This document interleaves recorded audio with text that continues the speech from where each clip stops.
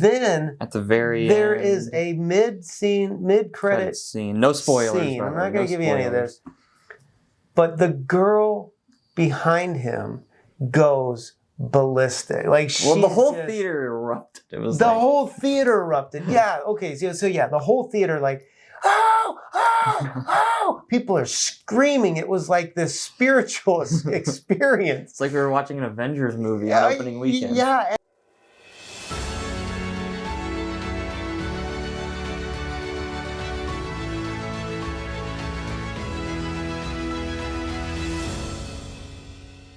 What's going on, guys? Welcome back to another video of me, my old man in a movie. I'm Gannon. This is my dad, Ryan, and today we're going to be reviewing the film Sonic the Hedgehog 3. So if you guys like this video, make sure you give it a like, subscribe to the channel if you're new, and comment down below what you thought of Sonic the Hedgehog 3. So without further ado, I'll read a brief synopsis before we get started.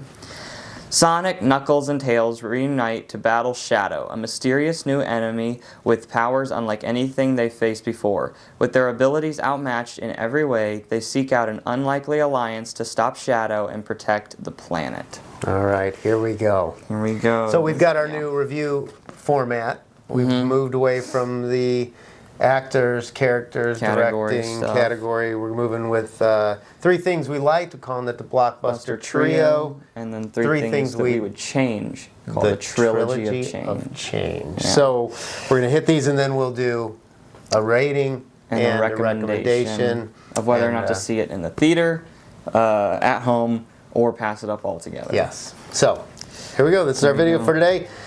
So Blockbuster Trio.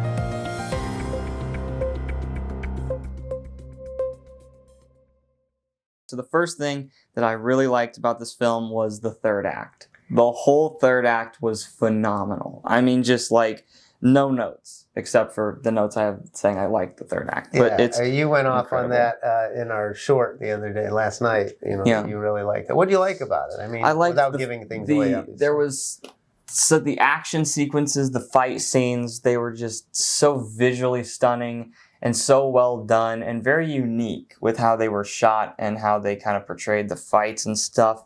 There were two main fights and they were both very unique fights. What's the term? Satisfying. Satisfying fights. Your sister saying about, it's satisfying. So yeah, it was visually satisfying. All right, so that's your first one. All right, mine's going to be Jim Carrey. I mean, I'm just going to say it. He saved the movie for me. Well, I don't want to say saved because I did like the movie, but he was the movie to me. And then I'm going to say humor overall here, but Jim Carrey, from the minute he hits the screen, just had me rolling. Typical Jim Carrey stuff. His Dr. Eggman character, his older version, you know, as his grandfather. It's just the banter between them. There's a kind of a dance thing that goes on that I'm still laughing about with some of the shots that were done with the directing on that. That was great. I mean, he had me going the whole time. There was an Elvis joke that he made in there, a reference that like 2-3 minutes later, I'm still laughing at it sitting next to you. So I thought that was top of my list, part of my Blockbuster Trio. For sure. All right. My second one was there were so many pop culture references. There were a lot of references. Just so many references that you're like, hey, I know that. You know, there were references to Pokemon, Google Maps. I mean, it was just, there were so many. Yeah, like it's one of these films that probably in 30, 40 years, people are going to be like, what? Like they're not going to get some of the references, I feel like, you know. Although the Elvis joke is Pokemon will stay around. Well, Pokemon will probably be around, yeah. So overall, what'd you say? Yes, the pop references. Pop culture references. My second thing is that I like that the trailer didn't reveal too much. I know that may be a thing on the trailer than the movie, but I didn't notice it till the film that the majority of the storyline that's covered in the trailer is probably in the first 30 minutes. So you just didn't know what was coming. I think we watched a couple different trailers on this film, and I didn't feel like that anything was taken away from me. Not at all. I was on, you know, I mean, if you want to call it on the edge of my seat, I don't know that I'd say I was on the edge of my seat, but like, you know, I just wasn't, I didn't know what was coming. And I thought that was great, that they left the mystery to it. So that was number 2 for me. That was number 2 for you. That was number 2 for me. We're still going with the body jokes. Coming in number 3 that I have is the introduction to Shadow that we get at the very beginning of the film. The introduction to him, I thought that was crazy cool when he's running on the water. Like that was like really cool. Yeah. And you know how they introduced him. I thought it was a great introduction. It was funny. Like I knew there was a Shadow character, but he looked so much like Sonic. I was like, are we flashing back to a time when Sonic was like, is that Sonic? Because he looked blue in the tank, and like I was confused in parts. We'll get to that in a moment on the other side of the trilogy of change. But for me, the blockbuster trio, last one for me is and this really isn't the film, but it's the audience that we saw this movie with. I talked about this in the short yesterday. But the diehard fans, I had no idea that there was a cult following around Sonic. I knew there were a lot of big diehards for Sonic, but I didn't expect the theater that we got. I really didn't. I mean, it was what the film released. What are we at? Saturday, so Friday. I guess yesterday was the first day. Well, Thursday. It was a smaller theater, a lot of kids, not packed, but full. But what surprised me is 2 seats away from me, there was a guy. He had to be in his 30s, 40s, and he was losing his mind. Through the movie, right? As scenes would come up, he's like, "Oh my goodness!" And then at the very there end, is a mid-credit scene. No spoilers. Scene. I'm not going to give you any of this. But the girl behind him goes ballistic. Like the whole theater erupted. It was the whole theater erupted. Yeah. Okay. So the whole theater like. Oh, people are screaming. It was like this spiritual experience. It's like we were watching an Avengers movie on opening weekend. Yeah, and then like I said, the girl behind me stands up and kind of does a dance in the middle of the aisle. I'm like, what? I was like being at a Pentecostal service. Like I don't know how else to describe it. So that was just, I turned down and looked at the aisle, and Mom's like, what is going on? Like, it was so fun. I was worth being there just for that. Just for the audience, yeah. Just for that experience. I thought the guy next to me and the girl behind him, I was like, oh, then maybe they should hook up. Like, this would be a great, I was going to like introduce them and try to like get them on a date. But, oh man, I just love that. It was a great audience. Yeah. So there you go, Blockbuster Trio. Now let's move on to Trilogy of Change. The dark side, the Trilogy of Change.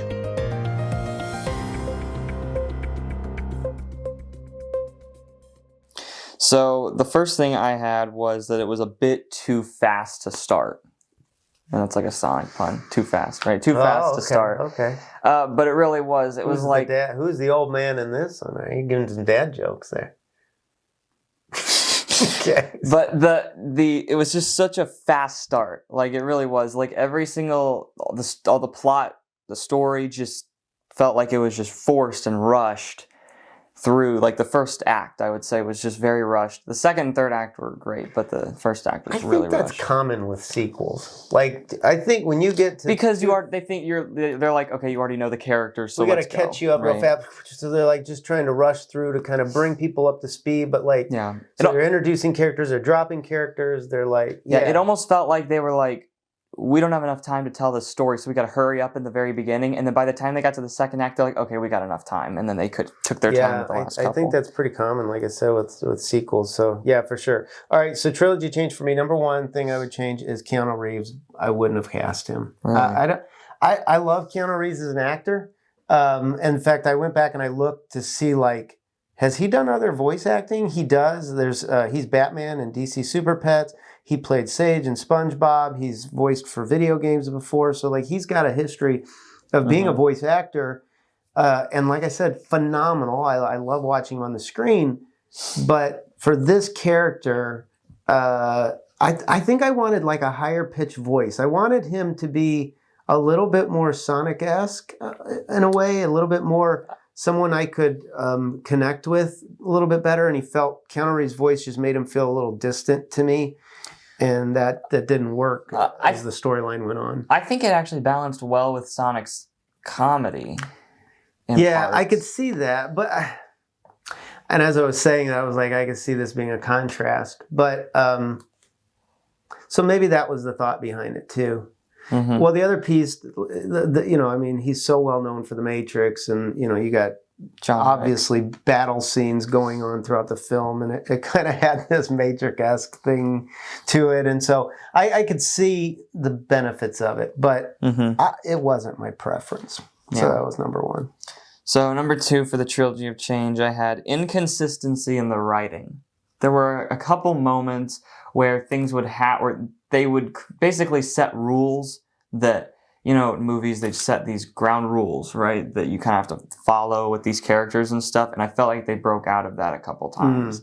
I felt like there were moments where they were telling you they couldn't do something at one point, and then the next scene they were doing it, and it just was like there was just some inconsistency there. Yeah, I had the same thing basically. I called it plot holes in the plot, plot holes.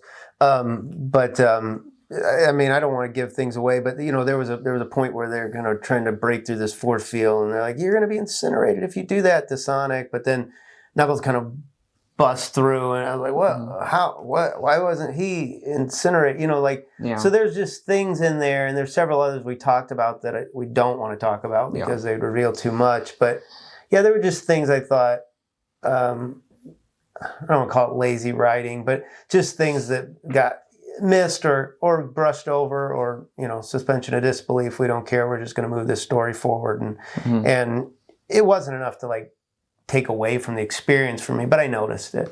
Yeah. So that was number two for me as well. All right, last one. Number three, I had more Donut Lord. I wanted more Donut Lord. I mean, he just wasn't in the story as much as the first two films, and I thought that. When he was in the story, I felt like it elevated the story a little bit more. He was, he just wasn't in there as much as I would want him to be. Yeah. I think, this wasn't my favorite. I think one was probably my favorite of the trilogy. I think one's my least favorite. Really? Yeah. It may just be the only one I remember. But I think what I liked about that one is what you said, the main character, Sonic and the Donut Lord, are kind of in it together, and I like the chemistry between those two characters. And that was, in the preview, they talked about, you got to look right here, and he's like, in my lungs. I just liked the banter between them, and there wasn't enough of that for me. So I agree with you. My third one, the language. There was one. There wasn't a lot. There was one. Donut Lord says "bad ass" in the film, and it just, again, audience full of children. Everybody's got their own take on their appropriateness level of all this, but for me, it's just one of these things. It's a kid film. It's got adult references, but did they need to have the one? Just one, right? It wasn't like they had a bunch of them. They said hell later came up too, but that wasn't as jarring as given where we were. And I could see that, yeah. That I was like, why did he? And then he's such a likable character. He's such an innocent character in the film and a good guy. To give him that line, it's A, it seemed out of character for him, and B, it's just completely unnecessary. So I have a problem with that, in that way. Yeah. So there it is. So that's my last one. All right. So we're going to rate these. Yeah. We're going to rate this film.